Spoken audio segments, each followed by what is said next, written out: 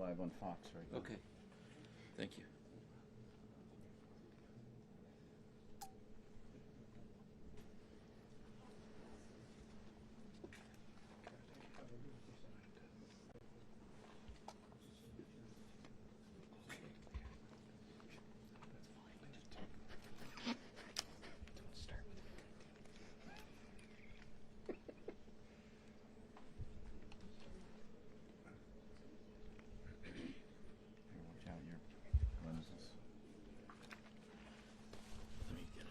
Lunch is in it, or? Yeah, it's in it. Thank you. Right now we're on the wide shot just because everyone's taking it live.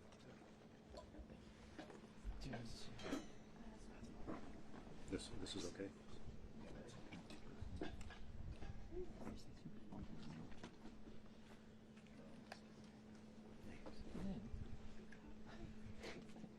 Just watch your left foot. Left foot? Yeah, you're fine. Left foot, left foot, left foot. Thank you.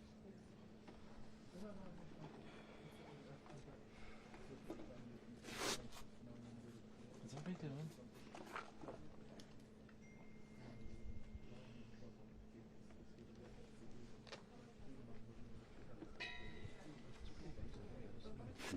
I can't believe they got us in there this quickly. Yeah. The hotel to I know, here, it was such and a we're I was all not set expecting up. it. I thought this was going to take hours. What? What? What? I mean, 5 minutes ahead of time. Do you know what you're doing? Do you know what you're doing? Sir, sir.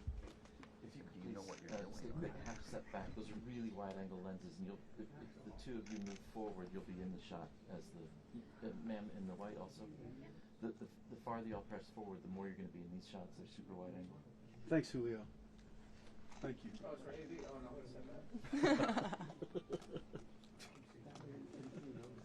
Nothing for Alex. That's for Alex, we kick it over. Alex, we're actually waiting for you to get up. Oh, no. No. Right, so you're still in there for the walk-up? Yeah. And then I'm going to push in. Okay.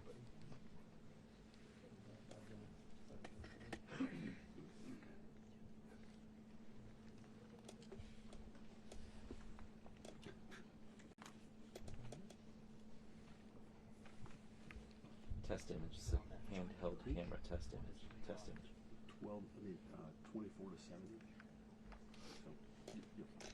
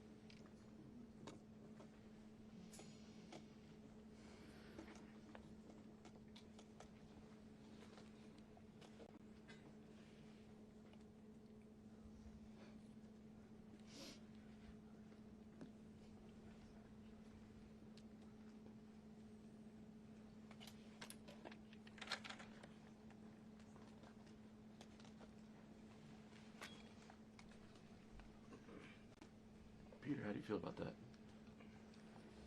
I'm fine with that.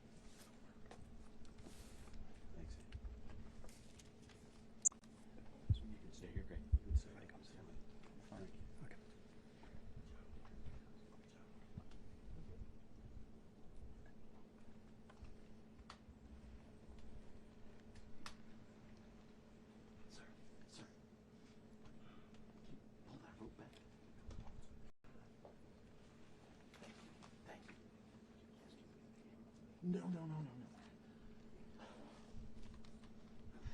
He said, "Do you want us to move the camera?" Jesus Christ.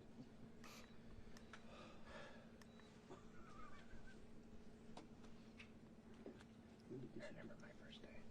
What's your second clearance? 33 years ago.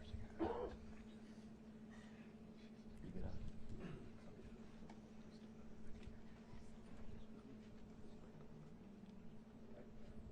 stay off the road.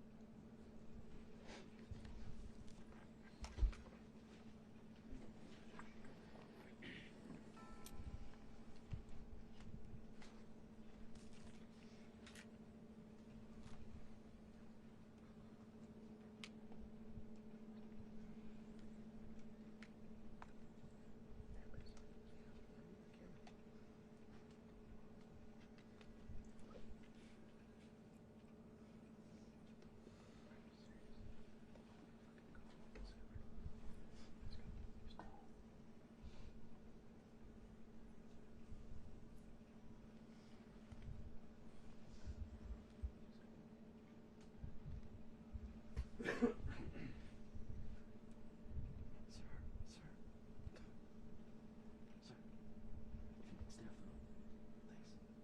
You're moving the camera. Yeah, trust me.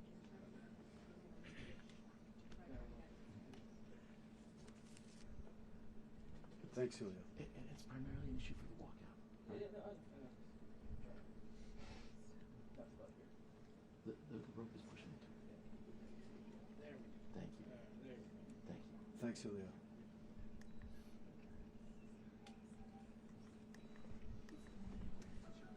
Yeah. That's 16.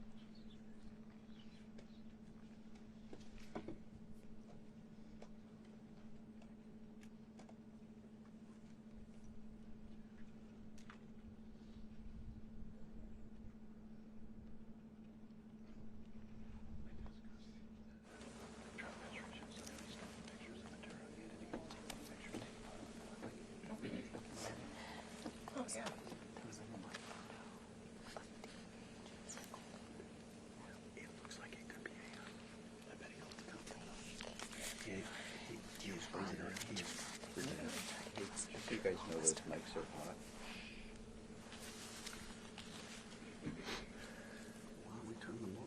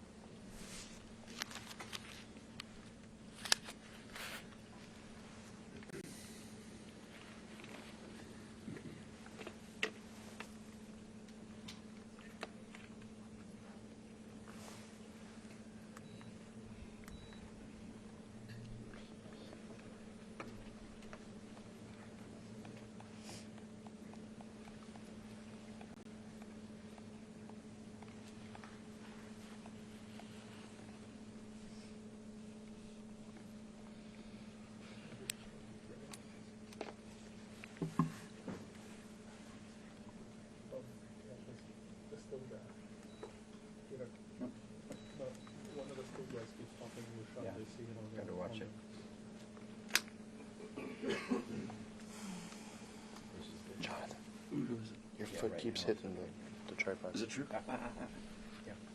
With the lens? Yeah, You're not going to pan? I will, but not right now, not until he's on Peter, which direction should I move my feet?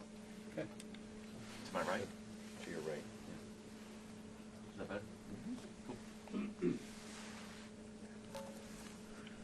Yeah, again, it's in the shot. Okay, let me know. Trying to figure it out. How about down here? Yeah, I mean, that's fine. That's fine. Okay. Like that's okay. Yeah.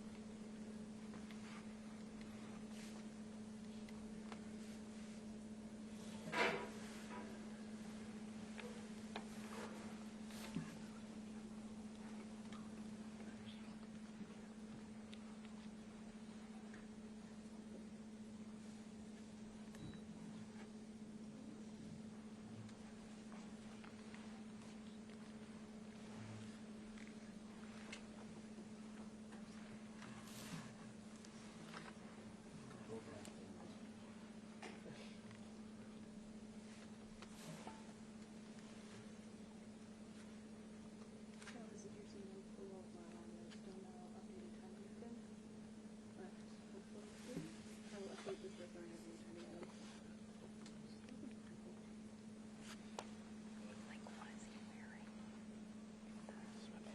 No, but like, He's wearing white balls. I know what it is.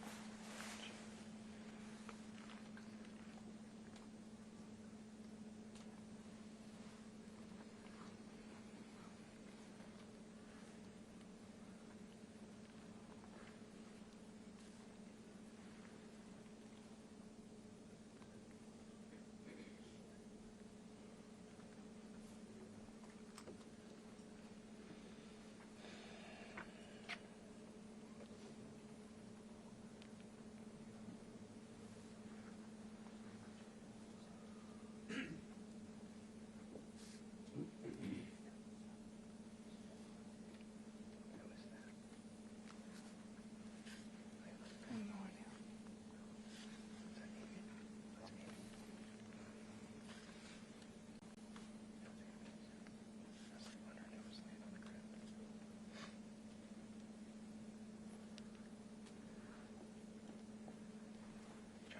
Yo. You can't sit on your butt, can you?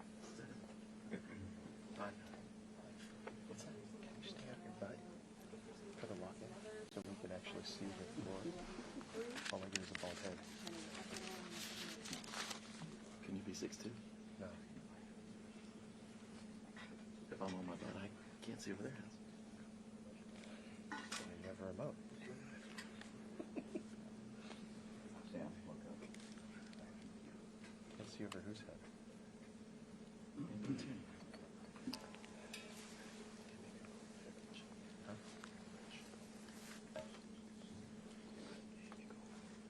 She put after.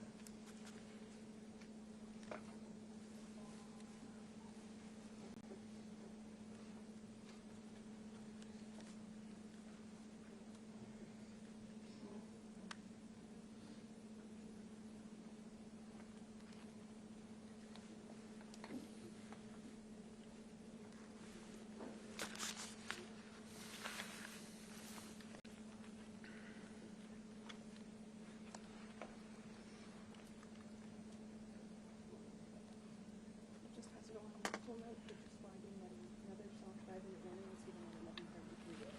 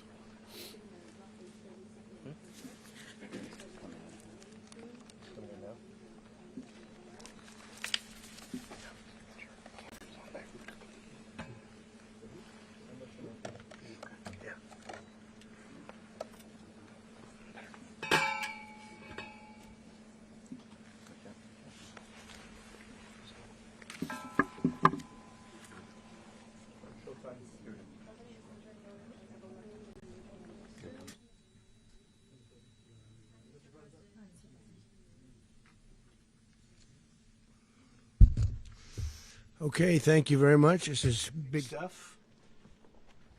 We appreciate you being here. Late last night and early today, at my direction, the United States Armed Forces conducted an extraordinary military operation in the capital of Venezuela. Overwhelming American military power, air, land, and sea, was used to launch a spectacular assault and it was an assault like people have not seen since World War II. It was a force against a heavily fortified military fortress in the heart of Caracas to bring outlaw dictator Nicolás Maduro to justice. This was one of the most stunning, effective, and powerful displays of American military might and competence in American history. And if you think about it, we've done some other good ones like the attack on Soleimani,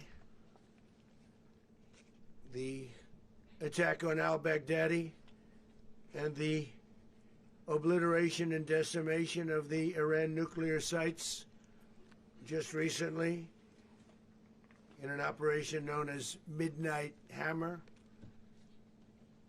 all perfectly executed and done. No nation in the world could achieve what America achieved yesterday, or frankly in just a short period of time. All Venezuelan military capacities were rendered powerless as the men and women of our military, working with U.S. law enforcement, successfully captured Maduro in the dead of night. It was dark. The lights of Caracas were largely turned off due to a certain expertise that we have. It was dark and it was deadly. But captured along with his wife, Celia Flores, both of whom now face American justice. Maduro and Flores have been indicted in the Southern District of New York, it's Jay Clayton, for their campaign of deadly narco-terrorism against the United States and its citizens. I want to thank the men and women of our military who achieved such an extraordinary success overnight with breathtaking speed, power, precision, and competence. You rarely see anything like it. You've seen some raids in this country that didn't go so well. They were an embarrassment. If you look back to Afghanistan, or if you look back to the Jimmy Carter days, they were different days. We're a respected country again, maybe like never before. These highly trained warriors operating in collaboration with U.S. law enforcement caught them in a very ready position. They were waiting for us. They knew we had many ships out in the sea. We were just sort of waiting. They knew we were coming. So they were in what's called a ready position. But they were completely overwhelmed and very quickly incapacitated. If you would have seen what I saw last night, you would have been very impressed. I'm not sure that you'll ever get to see it, but it was an incredible thing to see. Not a single American service member was killed, and not a single piece of American equipment was lost. We had many helicopters, many planes, many people involved in that fight. But think of that, not one piece of military equipment was lost, not one service member was, more importantly, killed. The United States military is the strongest and most fearsome military on the planet by far, with capabilities and skills our enemies can scarcely begin to imagine. We have the best equipment anywhere in the world. There's no equipment like what we have, and you see that even if you just look at the boats. You know, we've knocked out 97% of the drugs coming in by sea. 90%. Each boat kills on average 25,000 people. We knocked out 97%. And those drugs mostly come from a place called Venezuela. We're going to run the country until such time as we can do a safe, proper, and judicious transition. So we don't want to be involved with having somebody else get in and we have the same situation that we had for the last long period of years. So we are going to run the country until such time as we can do a safe, proper, and judicious transition. And it has to be judicious because that's what we're all about. We want peace, liberty, and justice for the great people of Venezuela, and that includes many from Venezuela that are now living in the United States and want to go back to their country. It's their homeland. We can't take a chance that somebody else takes over Venezuela that doesn't have the good of the Venezuelan people in mind. We've had decades of that. We're not going to let that happen. We're there now, and what people don't understand, but they understand as I say this, we're there now, but we're going to stay until such time as the proper transition can take place. So we're going to stay until such time as we're going to run it, essentially, until such time as a proper transition can take place. As everyone knows, the oil business in Venezuela has been a bust, a total bust, for a long period of time. They were pumping almost nothing by comparison to what they could have been pumping and what could have taken place. We're going to have our very large United States oil companies, the biggest anywhere in the world, go in, spend billions of dollars, fix the badly broken infrastructure, the oil infrastructure, and start making money for the country. And we are ready to stage a second and much larger attack if we need to do so. So we were prepared to do a second wave if we needed to do so. We actually assumed that a second wave would be necessary, but now it's probably not. The first wave, if you'd like to call it that, the first attack was so successful, we probably don't have to do a second, but we're prepared to do a second wave, a much bigger wave, actually. This was pinpoint, but we have a much bigger wave that probably won't have to do. This partnership of Venezuela with the United States of America, a country that everybody wants to be involved with because of what we were able to do and accomplish, will make the people of Venezuela rich, independent, and safe. And it will also make the many, many people from Venezuela that are living in the United States extremely happy. They suffered. They suffered. So much was taken from them. They're not going to suffer anymore. The illegitimate dictator Maduro was the kingpin of a vast criminal network responsible for trafficking colossal amounts of deadly and illicit drugs into the United States.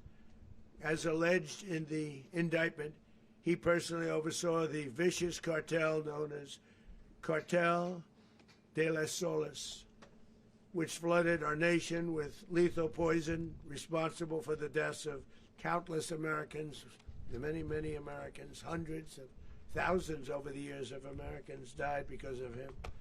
Maduro and his wife will soon face the full might of American justice and stand trial on American soil.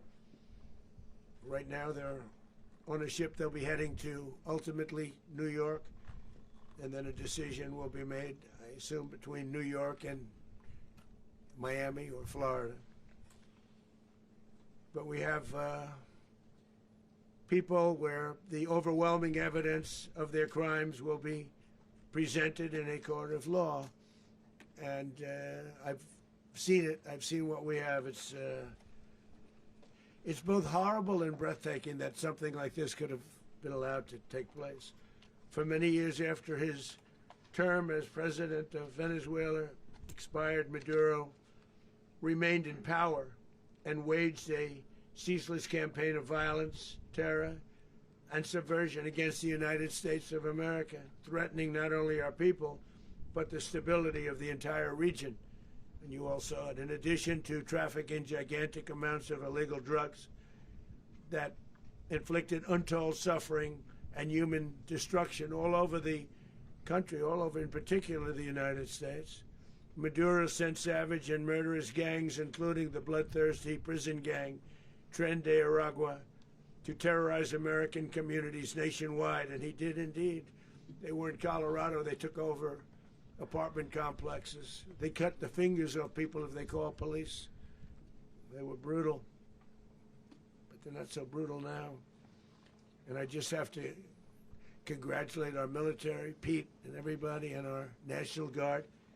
because the job that they've done, whether it's in Washington, D.C., where we have a totally safe city, where it was one of the most unsafe cities anywhere in the world, frankly, and now we have no crime in Washington, D.C.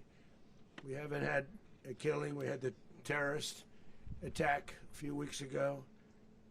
A little bit of a different kind of a threat, but we haven't had a killing in a long period of time, 6-7 months. We used to have two, on average 2 a week in Washington, our capital. We don't have that anymore. The restaurants are opening. Everyone's happy.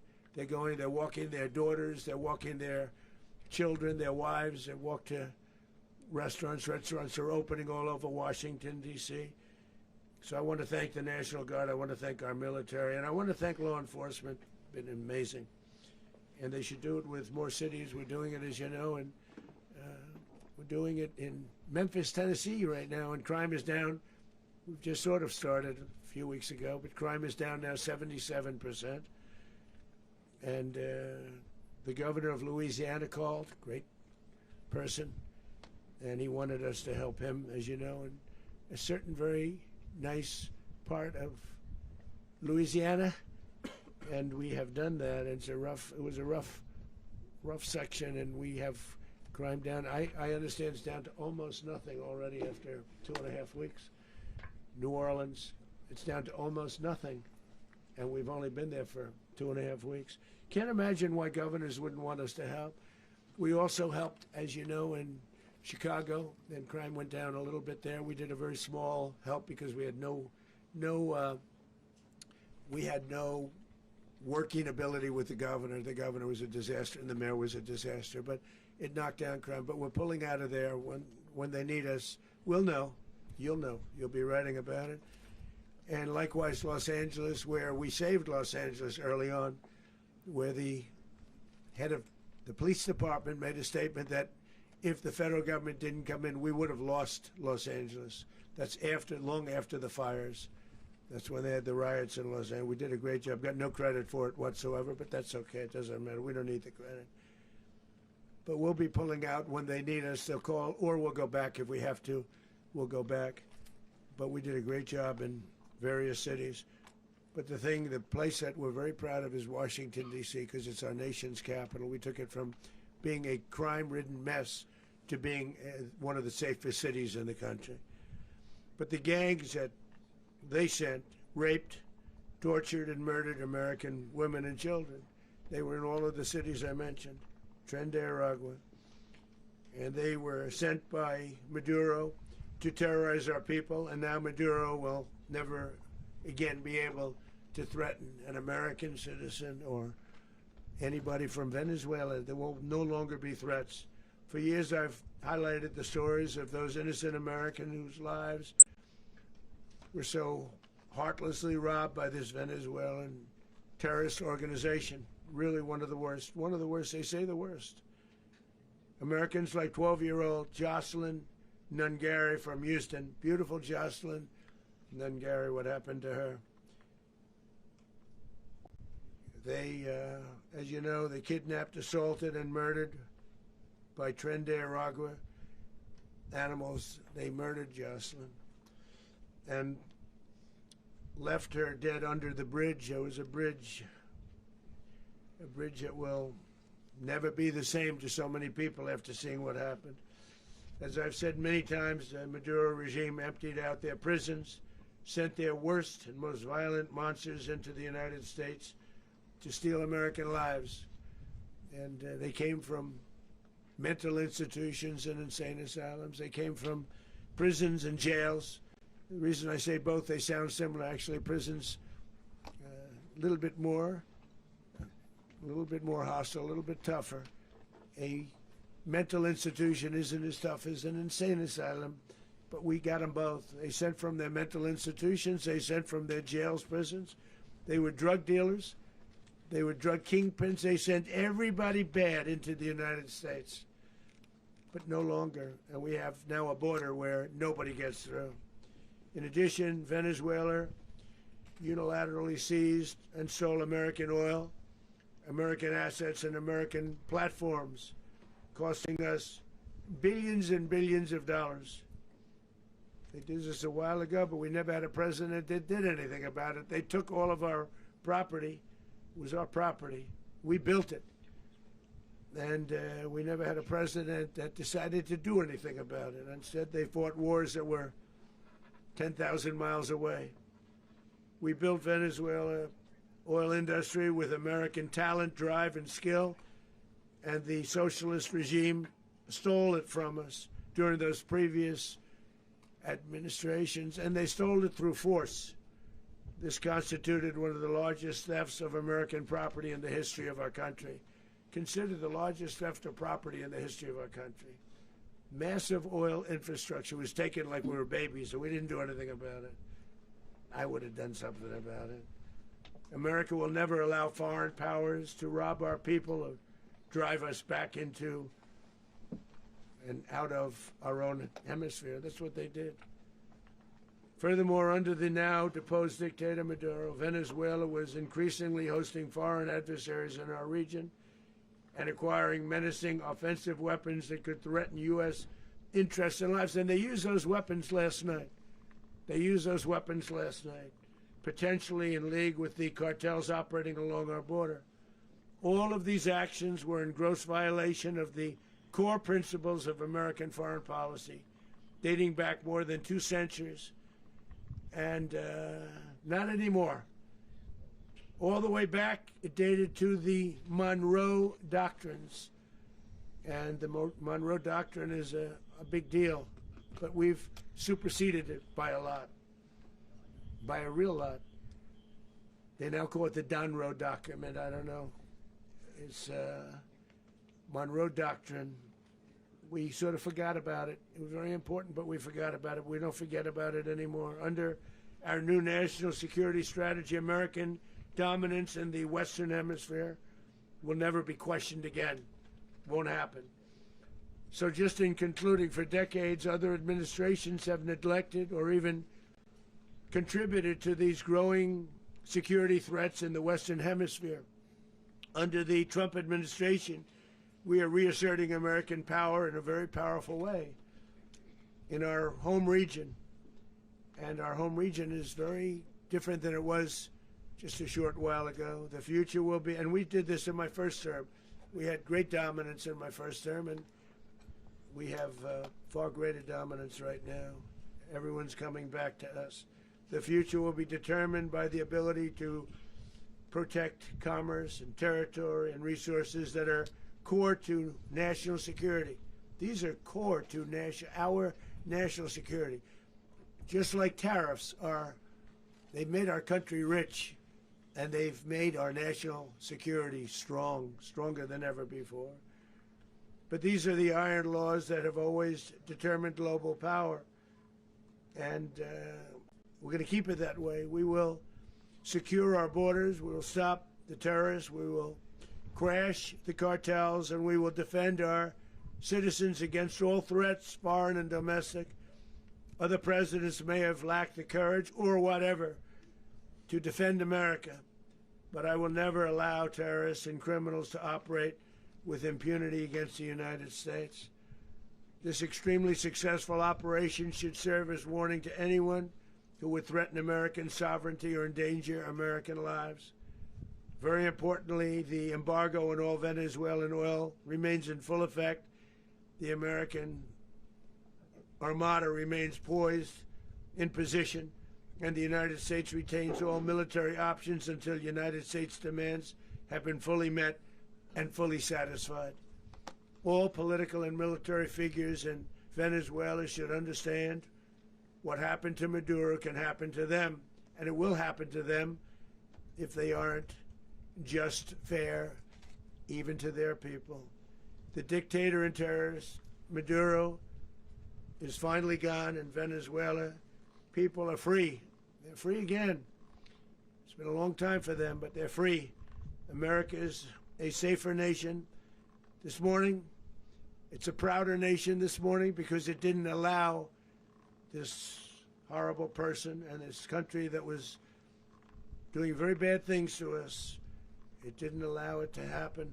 And the Western Hemisphere is right now a much safer place to be. So I want to thank everybody for being here. I want to thank General Raisin Kane. He's a fantastic man. I've worked with a lot of generals. I worked with some I didn't like. I worked with some I didn't respect. I worked with some that just weren't good. But this guy is fantastic. I watched last night one of the most precise attacks on sovereignty. I mean, it was an attack for justice. And I'm very proud of him, and I'm very proud of our Secretary of War, Pete Hegseth, who I'm going to ask to say a few words. Thank you very much. Mr. President, can you explain how the U.S. will run Venezuela? Well, thank you, Mr. President. Finally, a commander-in-chief the world respects and the American people deserve. And as the President said, words can barely capture the bravery and the power and the precision of this historic operation. A massive joint military and law enforcement raid flawlessly executed by the greatest Americans our country has to offer. American warriors are second to none, the best in the world and the best of our country. What all of us witnessed last night was sheer guts and grit, gallantry, and glory of the American warrior. I'm simply humbled by such men, and I tip my hat to our chairman, Dan Raisin Kane, and all those Americans who stood watch last night. Our warriors are the elite of America, and again, President Trump has your back. No other country on planet Earth, and it's not even close, could pull this kind of operation off. And no other president has ever shown this kind of leadership, courage, and resolve. The most powerful combination the world has ever seen. As the President said, our adversaries remain on notice. America can project our will anywhere, anytime. The coordination, the stealth, the lethality, the precision, the very long arm of American justice, all on full display in the middle of the night. Nicolás Maduro had his chance, just like Iran had their chance, until they didn't and until he didn't. He effed around, and he found out. President Trump is deadly serious about stopping the flow of gangs and violence to our country. Deadly serious about stopping the flow of drugs and poison to our people. Deadly serious about getting back the oil that was stolen from us. And deadly serious about reestablishing American deterrence and dominance in the Western Hemisphere. This is about the safety, security, freedom, and prosperity of the American people.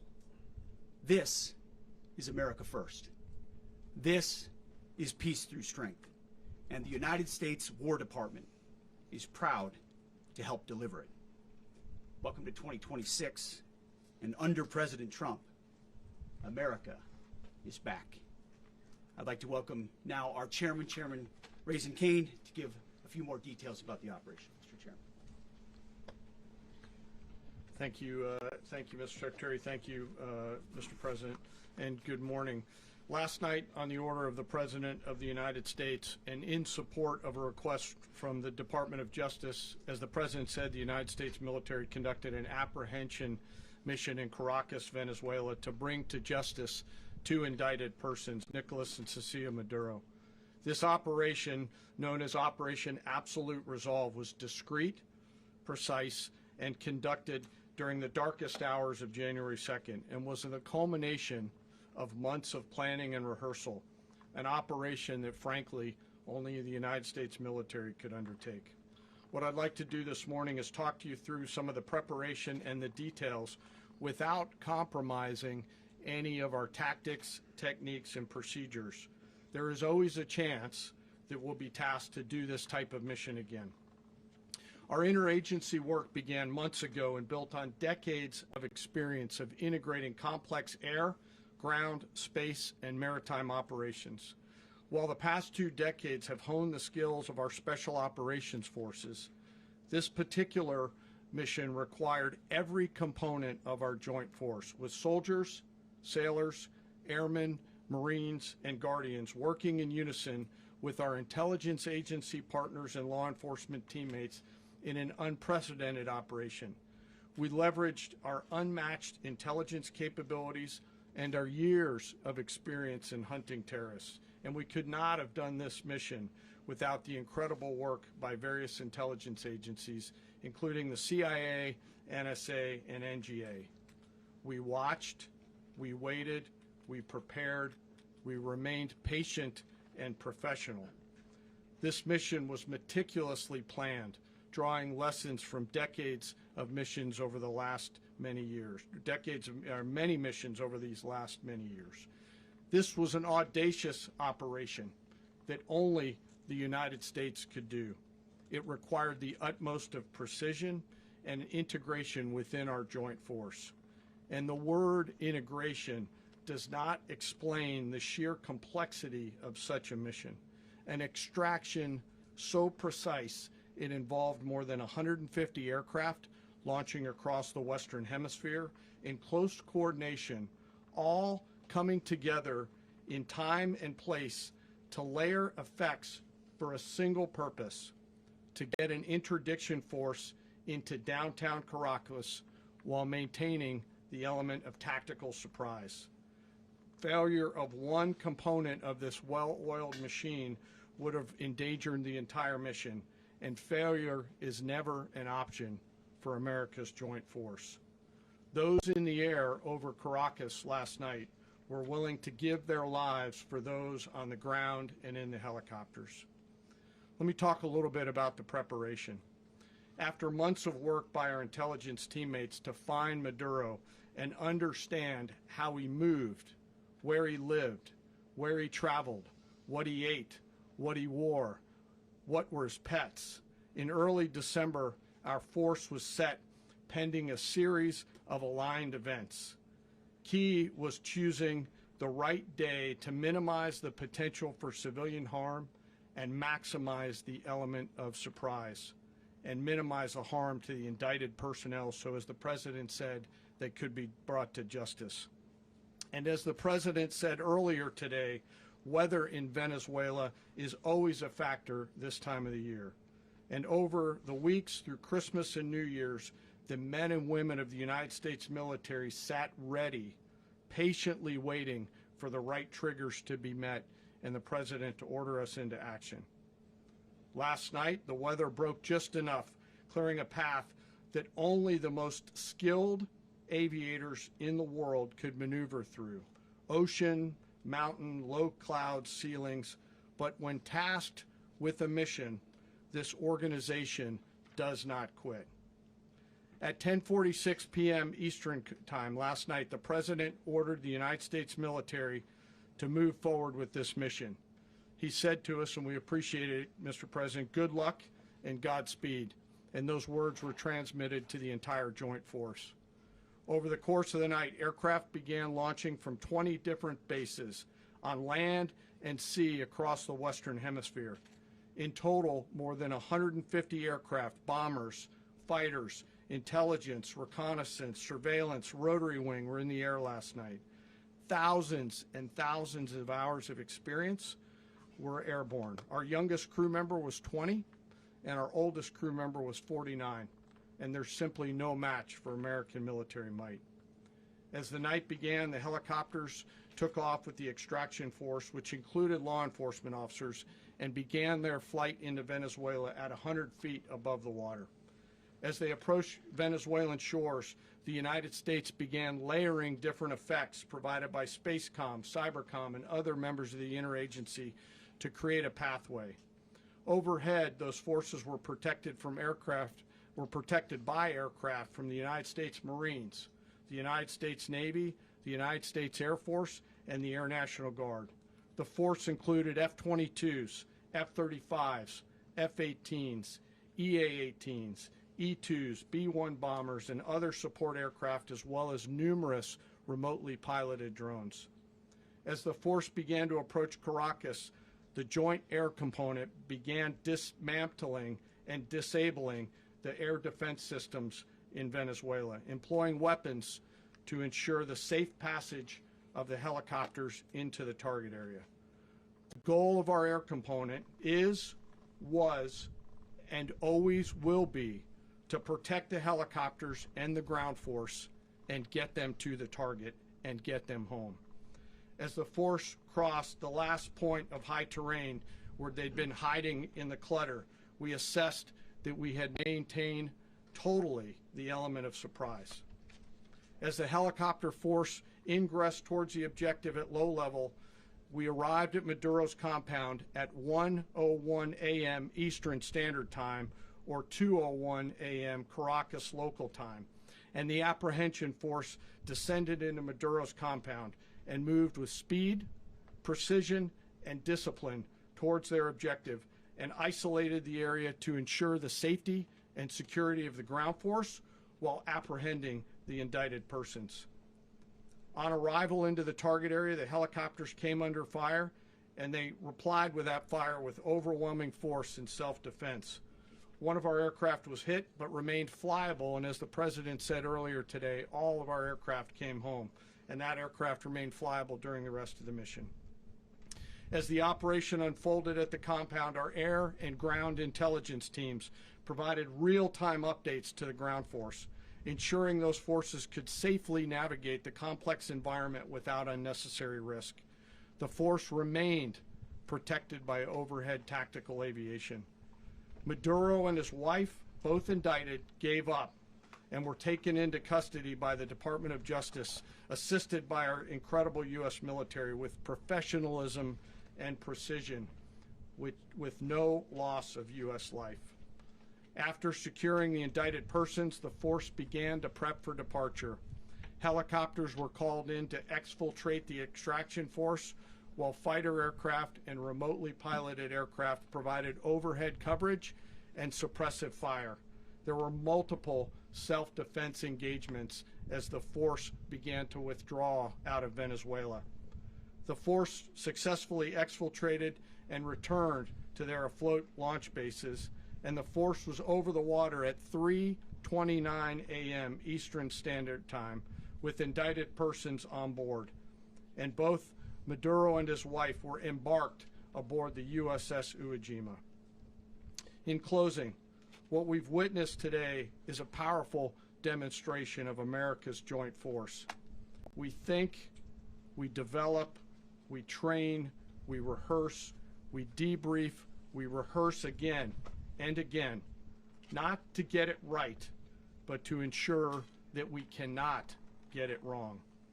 Our jobs are to integrate combat power so when the order comes, we can deliver overwhelming force at the time and the place of our choosing against any foe anywhere in the world. I am immensely proud today of our joint force and filled with gratitude to represent them here today. There is simply no mission too difficult for these incredible professionals and the families that stand by them and support them. As we stand here this morning, our forces remain in the region at a high state of readiness, prepared to project power, defend themselves, and our interests in the region.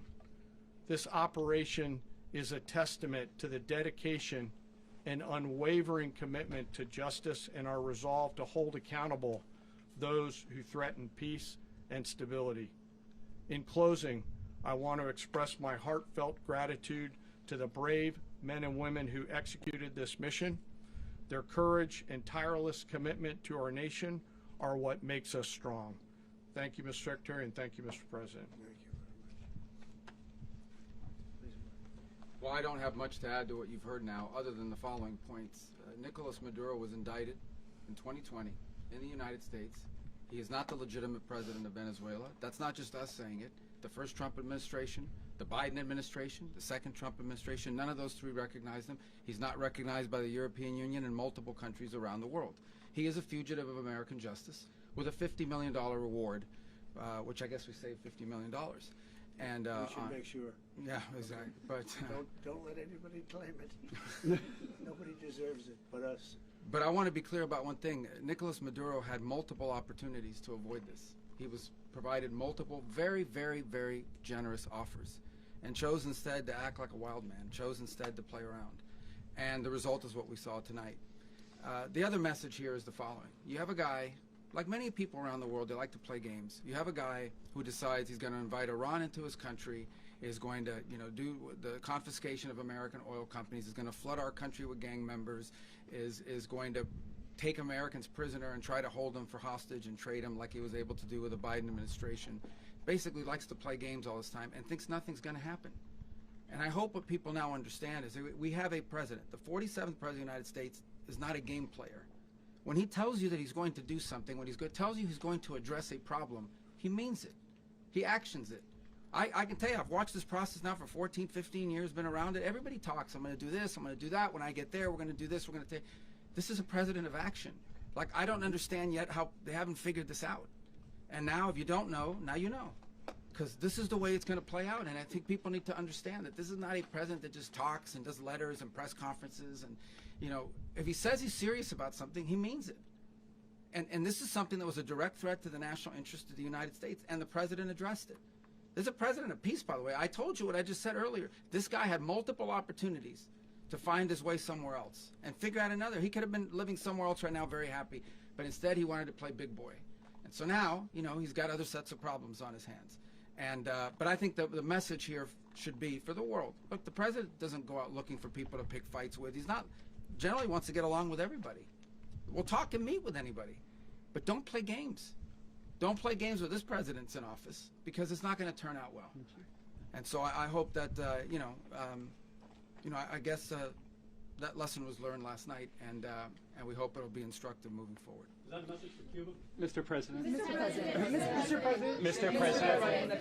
Mr. President. Mr. President. You said that the U.S. is going to run Venezuela, so who's in power right now? Well, we're going to be running it with a group, and we're going to make sure it's run properly. We're going to rebuild the oil infrastructure, which will cost billions of dollars. It'll be paid for by the oil companies directly. They will be reimbursed for what they're doing, but it's going to be paid. And we're going to get the oil flowing the way it should be. As you know, it was just a minor flow. It was actually a minor flow for what they have. But we're going to run it properly, and we're going to make sure the people of Venezuela are taken care of.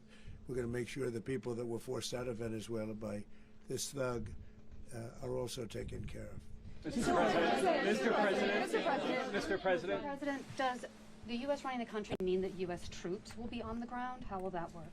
Well, they always say boots on the ground. Oh, so we're not afraid of boots on the ground if we have to have. We had boots on the ground last night at a very high level, actually. We're not afraid of it. We don't mind saying it. But we're going to make sure that that country is run properly. We're not doing this in vain. This is a very dangerous attack. This is an attack that could have gone very, very badly. Could have gone very badly.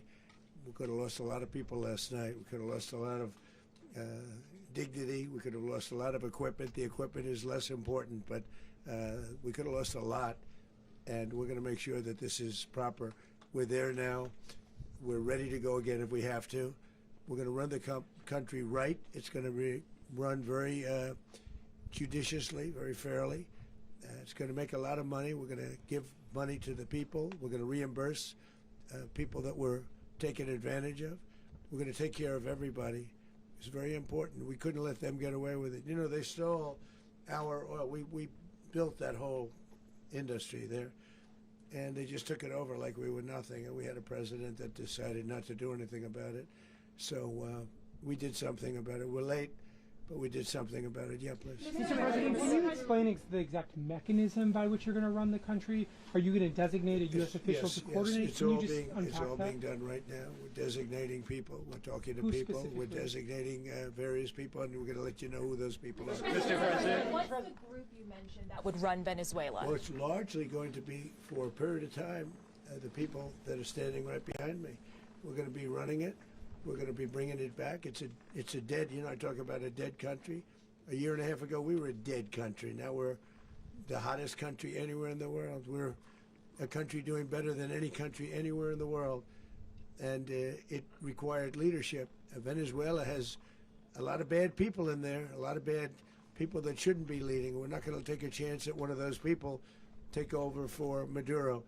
So you can look at, and others, we have fantastic people, including people in the military. So we're going to have a group of people running it until such time as it can be put back on track, make a lot of money for the people, and give people a great way of life, and also reimbursement for people in our country that were forced out of Venezuela. Mr. President, Rubio would be. you said earlier today that you weren't going to back Machado to come back and be the opposition leader in your Fox and Friends interview. And then you also mentioned the vice president of Venezuela. Are you going to work with the vice president of Venezuela, or how do you foresee the relationship Well, I going? understand she was just sworn in, but she was, as you know, picked by Maduro.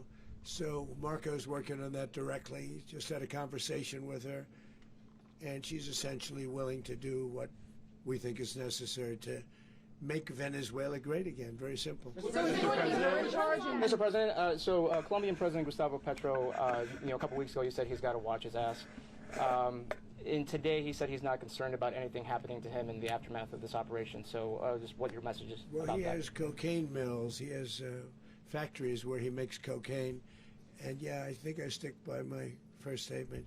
He's making cocaine. They're sending it into the United States. So he does have to watch his ass. Mr. President, Did you notify any members of Congress in advance? Marco, do you want to talk about that? Because you were involved in it. Sure. We call members of Congress immediately after. This was not the kind of mission that you can do congressional notification on. It was a trigger-based mission in which conditions had to be met night after night. We watched and monitored that for a number of days.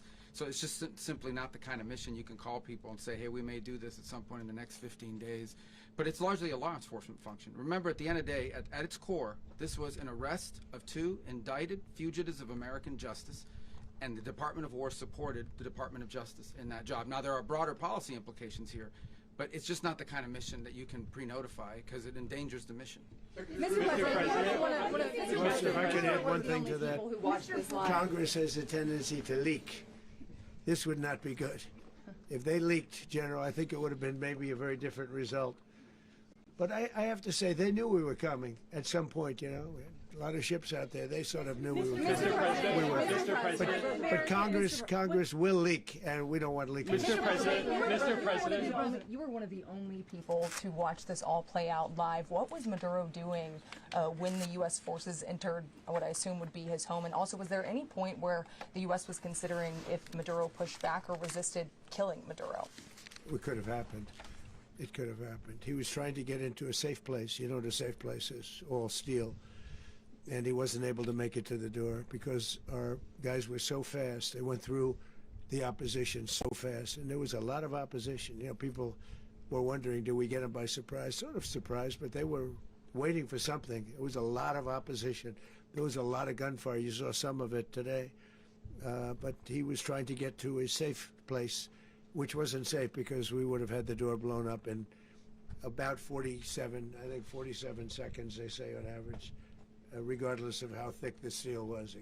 It was a very thick door. It was a very heavy door, but he was unable to get to that door. He made it to the door. He was unable to close it. So where is Maduro going to be? Go ahead, finish. Where is Maduro going to be in the time being right now? Do you know his exact Well, whereabouts? eventually, ultimately, in the near future, he's going to be brought to New York. And where is he going to be held? Where is he going to be held in New York? Do you know? That's going to be up to the officials that do these things. Mr. President, the U.S. has something of a mixed track record of ousting dictators without necessarily a plan for what comes afterwards. Not with Did me, that weigh on your decision Well, that's making? when we had different presidents, but with me, that's not true. With me, we've had a perfect track record of winning. We win a lot, and we win. If you look at Soleimani, you look at al-Baghdadi, you look at the Midnight Hammer. Midnight Hammer was incredible. Right now, you wouldn't have peace in the Middle East. We have essentially peace in the Middle East because of that. If we weren't successful with Midnight Hammer, you wouldn't have peace in the Middle East. So, with me, you've had a lot of victory. You've had only victories. You've had no losses. Yeah. Mr. President, can you? How long do you expect the U.S. to run Venezuela, and how soon do you want the Venezuelan people to hold elections? So I'd like to do it quickly, but it takes a period of time. We're rebuilding. We have to rebuild their whole infrastructure. The infrastructure is rotted. It's actually very dangerous. It's blow-up territory. Oil is very dangerous. It's a very dangerous thing to take out of the ground. It can kill a lot of people. It has killed a lot of people doing just that. The infrastructure is old. It's rotted. Much of it is stuff that we put there 25 years ago, and we're going to be replacing it. And we're going to take a lot of money out so that we can take care of the country. Are you saying that Secretary Rubio and Mr. President, China, Russia, and Iran have interests in Venezuela. How does this operation affect your relationships with them when Well, it comes to the in oil terms of and the China drugs? and Russia, well, Russia when we get things straightened out. But in terms of other countries that want oil, we're in the oil business. We're going to sell it to them. We're not going to say we're not going to. In other words, we'll be selling oil, probably in much larger doses because they couldn't produce very much because their infrastructure was so bad. So we'll be selling large amounts of oil to other countries, many of whom are using it now, but I would say many more will come. Are you saying that, Mr. President, are you saying that? Oh. Mr. President, thank you. What is your message to the people of Venezuela today? Of course, the civilian population specifically, they have a lot of questions. What is your message to the people of Venezuela? That you're going to have peace, justice. You're going to have some of the riches that you should have had for a long period of time. It was stolen from you. But you're going to have peace and you're going to have safety. You're going to have justice. You're going to have a country. You're going to have a real country. You're going to have potentially a great country. You know, if you go back 20 years, maybe even a little longer ago, that was a great country. And they destroyed it. Remember I said that if we lose this election, the United States will be Venezuela on steroids. That's what would have happened. Had we lost the election, the 2024 election, we suffered so badly. When you look at the border from 2020, what they did, what Joe Biden administration did to our country should never be forgotten. But if we had to go through another year of that, we wouldn't have. We would be exactly where Venezuela was in terms. I used to say, if they win, we're going to be Venezuela on steroids, and that's what would have happened. President, thank you. Are you saying that Secretary Hegseth and Rubio are going to be running Venezuela, and will you be sending in U.S. military They're going troops to be a to provide? team that's working with the people of Venezuela to make sure that we have Venezuela right. Because for us to just leave, who's going to take over? I mean, there is nobody to take over. You have a vice president who's been appointed by Maduro. And right now she's the vice president, and she's, I guess, the president. She was sworn as president just a little while ago. She had a long conversation with Marco, and she said, we'll do whatever you need. I think she was quite gracious, but she really doesn't have a choice. We're going to have this done right. We're not going to just do this with Maduro, then leave like everybody else, leave and say, you know, let it go to hell. If we just left, it has zero chance of ever coming back. We'll run it properly. We'll run it professionally. We'll have the greatest oil companies in the world go in and invest billions and billions of dollars and take out money, use that money in Venezuela. And the biggest beneficiary are going to be the people of Venezuela. And also, I can't stress this strongly enough, the people that got thrown out of Venezuela that are now in the United States, and frankly, some want to stay and some probably want to go back. Yeah. So, Mr. President, what is being done to protect Americans in the country, and were any of the detained Americans Well, right now they're rescued very last protected night? because nobody's going to mess with us. They're very protected. The people of, and we let them know that you better not touch one of them. Are you concerned that bad elements of the Maduro regime will remain in place? Well, we know who they are. We're on them, and they're acting much differently now than they would have acted 2 days ago. And what can you okay, say wait, about behind you, please. Mr. President, why is running a country in South America America first? Well, I think it is because we want to surround ourselves with good neighbors. We want to surround ourselves with stability. We want to surround ourselves with energy. We have tremendous energy in that country. It's very important that we protect it. We need that for ourselves. We need that for the world. And we want to make sure we can protect it. Yes, sir. Please, go ahead. Yeah, is there a message here for Cuba and Diaz-Canel? Well, Cuba's an interesting case. Cuba is, you know, not doing very well right now. That system has not been a very good one for Cuba. The people there have suffered for many, many years. And I think Cuba is going to be something we'll end up talking about because Cuba is a failing nation right now, very badly failing nation. And we want to help the people of it's very similar in the sense that we want to help the people in Cuba, but we want to also help the people that were forced out of Cuba and living in this country. Do you want to say something about that, Marco, please? Well, I mean, I just gave you a statement a few minutes ago about, you know, when the president speaks, you should take him seriously. So suffice it to say, you know, Cuba is a disaster. It's run by incompetent, senile men, and in some cases, not senile, but incompetent nonetheless. It has no economy. It's in total collapse. And by the way, you know, they were, you know, all the guards that helped protect Maduro, this is well known, their whole spy agency, all that were full of Cubans. I mean, they basically, it's amazing. This poor island took over Venezuela in some cases. One of the biggest problems that Venezuelans have is they have to declare independence from Cuba that tried to basically colonize it from a security standpoint. So, yeah, look, if I lived in Havana and I was in the government, I'd be concerned, at least a little Are you bit. cutting off the oil flow to Cuba from Venezuela? Well, the president already announced a week ago that anything that's sanctioned, it's sanctioned oil, it's not going to be allowed to get there. So that's an The answer is yes. Mr. President, Is the U.S. aware of the location of opposition leader Machado, and have you been in contact with her? No, we haven't. Really, no, we haven't. Mr. President, on Monday. Oh, I think it would be very tough for her to be the leader. She doesn't have the support within, or the respect within the country. She's a very nice woman, but she doesn't have the respect. Mr. President, is it possible that the U.S. ends up administrating Venezuela for years? Well, it won't cost us anything because the money coming out of the ground is very substantial, so it's not going to cost us anything. So the U.S. isn't going to dedicate any money to... Well, we want safety there. We want to be surrounded by countries that aren't housing all of our enemies all over the world. That's what was happening, and you don't want to have that. But we're going to be rebuilding, and we're not spending money. The oil companies are going to go in. They're going to spend money. We're going to take back the oil that, frankly, we should have taken back a long time ago. A lot of money is coming out of the ground. We're going to get reimbursed for all of that. We're going to get reimbursed for everything that we spend. So it's going to be a very important. This is a very big evening that took place last night. We have to be surrounded by safe, secure countries, and we also have to have energy. Very important. We have to have energy that's real energy, not where they're getting 4% and 5% of the energy out of the ground. You take a look, it was such a disaster. So what's going to happen with Venezuela, I think, over the next period of a year is going to be a great thing. And the people of Venezuela will be the biggest beneficiaries. Mr. President, on Monday,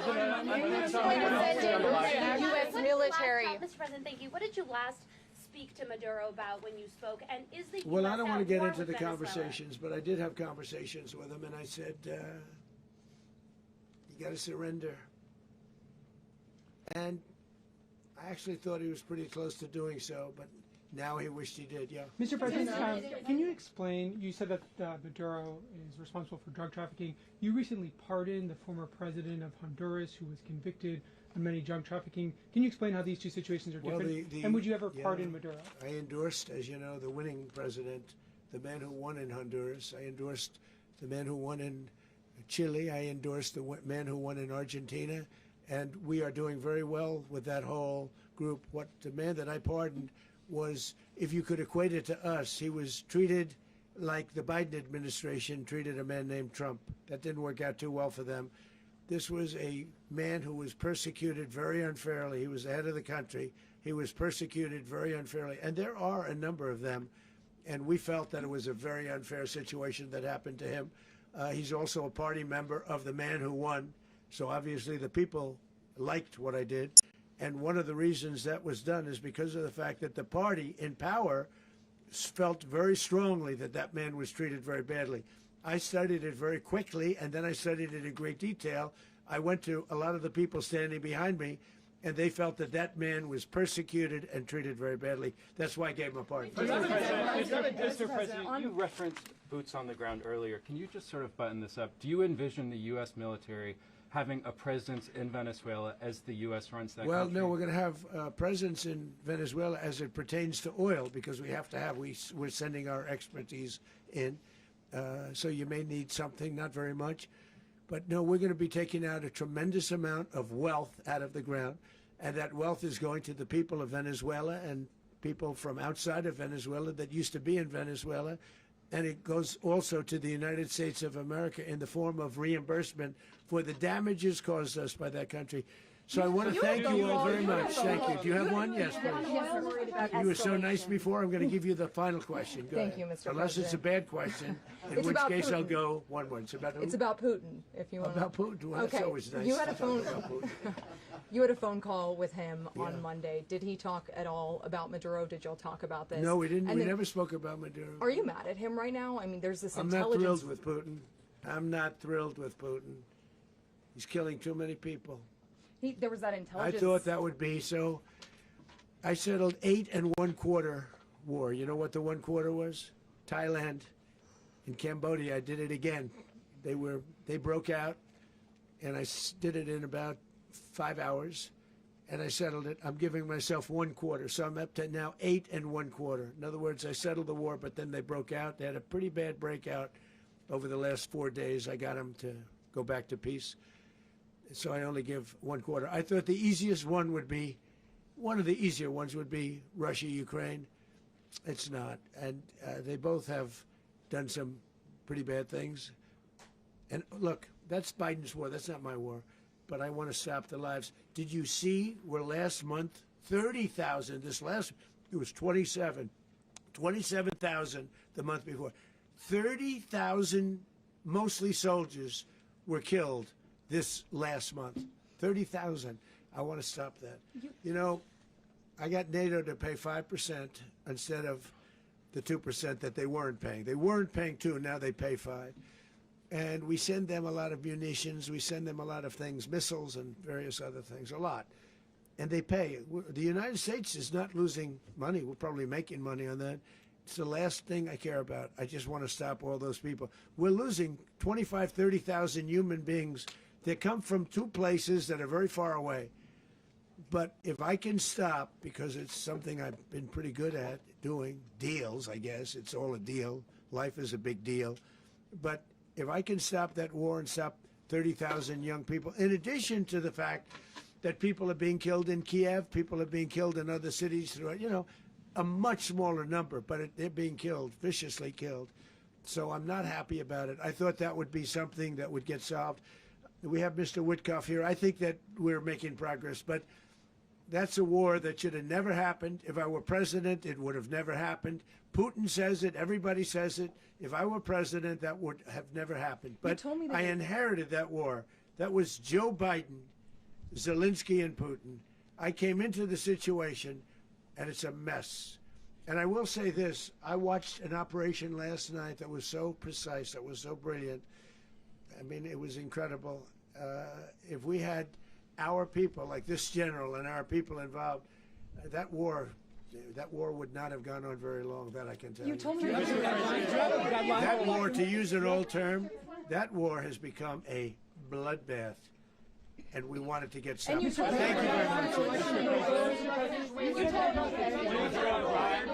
Are you concerned a rogue Venezuelan general can take over the country? Can you talk about your conversation with the Vice President?